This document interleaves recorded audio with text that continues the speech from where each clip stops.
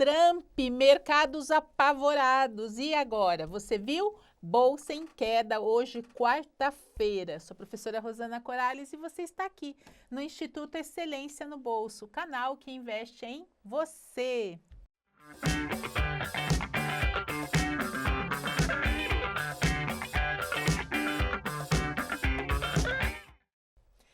Esse é o momento, se você ainda não é inscrito nesse canal. Então, ative aí as notificações, que assim você será avisado de todo novo conteúdo deste canal. E essa madrugada tivemos esse grande apavoramento mundial, mercados em queda nos Estados Unidos, em outros países, Europa, e não podia ser diferente, o Brasil também foi, né, em queda. E por que isso, né? Porque nós estamos acompanhando há semanas as falas do do presidente dos Estados Unidos, Donald Trump. O primeiro que saiu nas manchetes é que o Trump, ao dar o tarifaço, né, para vários, a gente já sabia que o problema estava, o foco era na China. Então, o que a China fez? Eu aviso que você me der mais um aumento aqui de tarifa, você vai receber. E a manchete que nos saiu aqui foi essa: contragolpe chinês leva e eleva a tarifa para 84%. E sendo difícil contar os golpes, porque é um dá toma cá, né? Um que dá daqui, o outro que leva de lá e ele revida. Nesse movimento mais recente da guerra comercial entre os Estados Unidos e os demais países, o governo chinês anunciou na manhã da quarta-feira, dia 9, a segunda elevação de tarifas comerciais sobre os produtos americanos. Então, as tarifas sobre as exportações americanas para a China terão de pagar uma tarifa de 84%. Isso acaba sendo negativo. Em resposta, a Trump, China anuncia as tarifas adicionais e não quer nem saber. E os mercados ficam em pânico, porque o que significa isso? E agora, né? Se você for ver, todos os ativos e as maiores empresas tiveram queda, porque é o apavoramento. Então, o pânico se espalha e derruba as bolsas mundiais.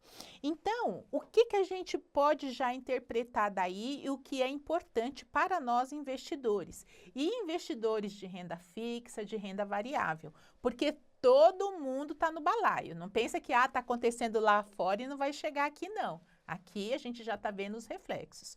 Então, a primeira coisa que a gente pensa, ó, a repercussão. O dólar já saltou 1,5% e encosta no 6%.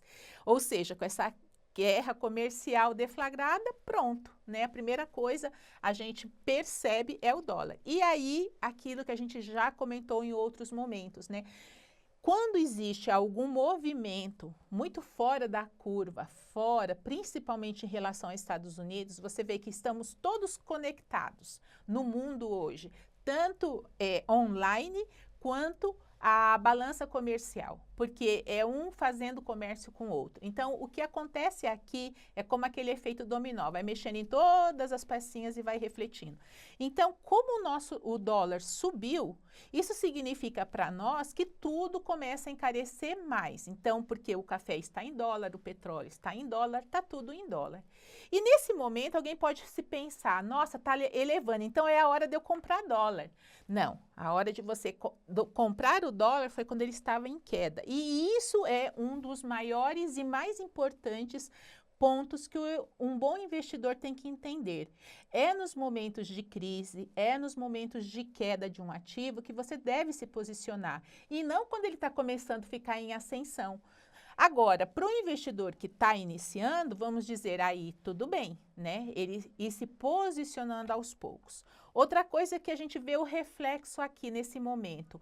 Olha o que aconteceu no IFIX, 3.253, mais de 92% no último mês e 2,93% agora. Então, gente, é o momento de comprar? Não, é o momento de você entender que toda vez que houver um sinal, uma queda, sem um negócio real que tenha mudado aquele ativo, você deve se posicionar antes, você deve pensar, eu estou bem posicionado já em fundos imobiliários, eu tenho uma carteira, né? Essa proteção do patrimônio que eu coloquei aqui é a coisa mais importante para um bom investidor. Ah, eu quero ganhar, eu quero fazer marcação ao mercado, eu quero fazer swing trade, eu quero ganhar dinheiro.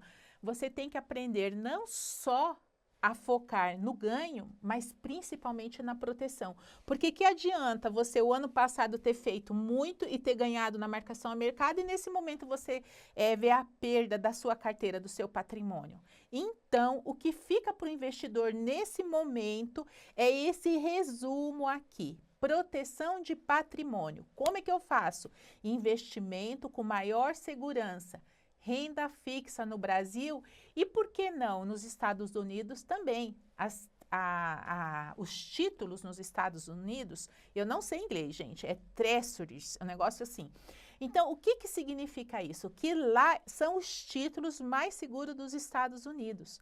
Como a moeda é forte no país, geralmente eles não são tão alto quanto o nosso aqui no país. E, por sua vez, com essa bagunça toda que o Trump está fazendo, eles tiveram uma baita elevação. Então, quem já estava posicionado em títulos nos Estados Unidos está se saindo bem e está tendo uma proteção de patrimônio. Então, Rosana, só nos Estados Unidos? Não, no Brasil também. Então, se posicionar com títulos na sua carteira é fundamental. Outra estratégia de longo prazo, isso é muito importante. Às vezes a gente se preocupa muito quando a gente vai ouvindo as pessoas no canal e fora, né, os alunos, assim, é a falta de estratégia para o longo prazo. É como eu falei, a pessoa quer o dinheiro para agora, né? Ou daqui um ano, ou daqui meio ano. Então, assim, só se preocupa com estratégia de marcação a mercado, de swing trade, de day trade.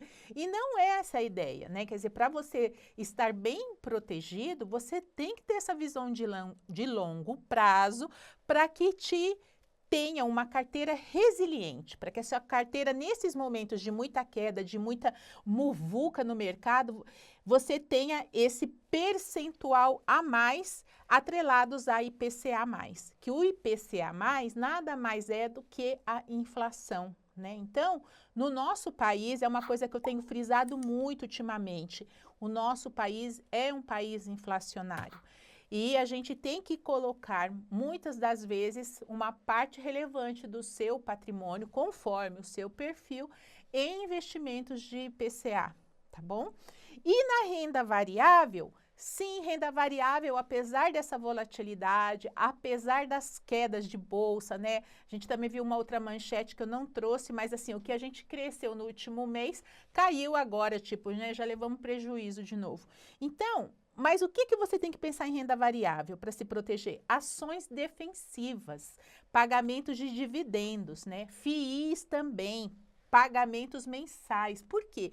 Porque você está protegendo o seu patrimônio. Possa ser que tenha uma desvalorização em algum momento, mas vai estar entrando dinheiro no seu caixa para comprar mais ativos. Então, isso é uma boa proteção. Ah, Rosana, isso não é novidade. Não é novidade. Isso é o que todo investidor tem que ter muito claro para esse momento e para futuros. Depois eu quero ouvir aqui nos comentários. E você, quais são os ativos de proteção da sua carteira e qual é a sua estratégia para essa proteção do seu patrimônio?